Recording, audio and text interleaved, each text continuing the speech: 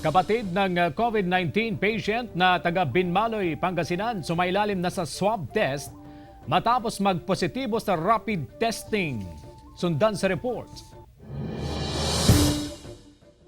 Isinailalim sa swab testing ang kapatid ng COVID-19 patient na taga Nagpalangan, Binmaloy, Pangasinan matapos magpositibo sa rapid test. Matapos ang contact tracing, isinailalim sa rapid test ang mga kaanak ng pasyente. Sa 14 na kaanak, isa sa mga kapatid ng pasyente ang nagpositibo. Epileptic yung pasyente.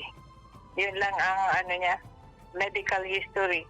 Naka-isolate na ang buong pamilya ng pasyente. Ang ginawa ng barangay council, pinoprovide na lahat ng kailangan nila para wala nang lalabas sa kanila in 14 days.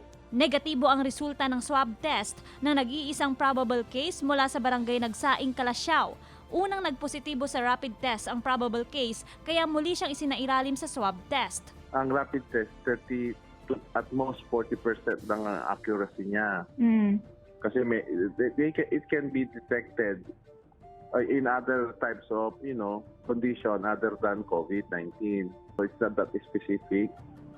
Kaya what is specific really is the COVID, the RT-PCR test. Umabot na sa 699 ang kumpirmadong kaso ng COVID-19 sa Region 1, 3 at Cordillera Administrative Region.